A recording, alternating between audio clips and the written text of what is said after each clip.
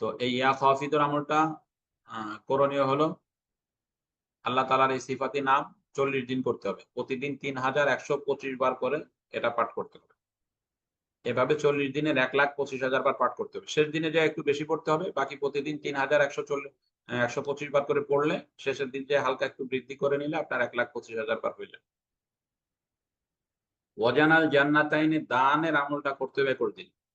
প্রতিদিন 1100 বার করে ওয়াজানাল জান্নাতাইনি দান এটা পাঠ করতে হবে।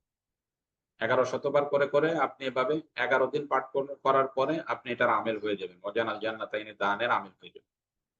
এই যে একটা কাজ ইবনে মাসউদ রাদিয়াল্লাহু তাআলা এই আমলগুলো যারা পারতেছি না একেবারেই, কিন্তু আপনার যে এত আমল করে ওঠা সম্ভব, এই আমলগুলো যারা পারতেছি না একেবারেই, কিন্তু আপনার চিকিৎসা করার স্বপ্ন আছে, আপনি চান যে মানুষের সেবা করবেন, তাহলে তার জন্য করণীয় হলো এই কয়েকটা কাজ করা।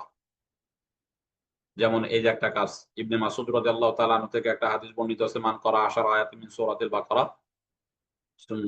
এই যে একটা আমলের কথা বলা হয়েছে এটা, অর্থাৎ প্রতিদিন সকালে সূরা বাকারার 10টা আয়াত, প্রথম থেকে 4 আয়াত, আলিফ লাম থেকে শুরু করে 4টা আয়াত, আয়াতুল কুরসি এবং তার পরের 1 আয়াত, এই হলো 2 আয়াত, তার প্রথম 4 আয়াত আর এই হলো 2 আয়াত, 6 আয়াত, আর সূরা বাকারার শেষের 4 আয়াত, এই মোট 10 আয়াত। এই 10টা আয়াত প্রতিদিন সকালে পড়বে এবং মাগরিবের পরে পড়বে। তাহলে এটা করলে কি হবে? নবী করিম সাল্লাল্লাহু আলাইহি ওয়াসাল্লাম কাব আহবার রাদিয়াল্লাহু তাআলা আনহুর আমল, তিনি বলেছিলেন, কাব ইবনে আহবার রাদিয়াল্লাহু তাআলা আনহু এই যে এই আমলগুলো শিখাইছেন। আউযু বিওয়াজিল্লাহিল আযীমিল্লাযী লাইসা শাইউন আযামু মিনহু বিকালিমাতিল্লাহি, এই যে দোয়াটা দেখতে পাচ্ছেন এটা। তো এই দোয়ার ব্যাপারে কাব আহবার রাদিয়াল্লাহু তাআলা আনহু বলেন, যদি এইটা আমি না পড়তাম ইহুদিরা আমাকে গাদা বানায় ফেলত। এইরূপ জাদু তারা করত যে জাদুগ্রস্ত করে আমাকে গাদা বানিয়ে ফেলতো।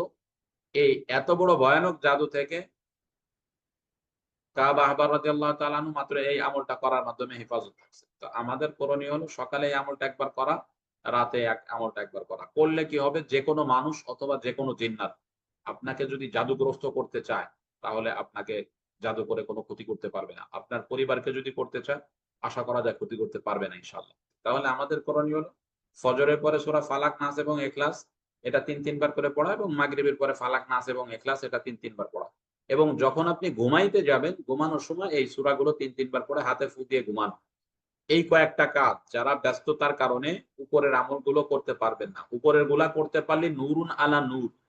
যদি কোনো কেউ কাজের ব্যস্ততার কারণে, অলসতার কারণে না, যদি অলসতার কারণে ছেড়ে দেন তাহলে কিন্তু হবে না। কিন্তু বাস্তবেই যারা কাজের ব্যস্ততার কারণে উপরের আমলগুলো করতে পারতেছে না, তো তারা অন্তত চিকিৎসা জগতে কাজ করার জন্য এই কয়েকটা আমলকে ঠিক রাখবে।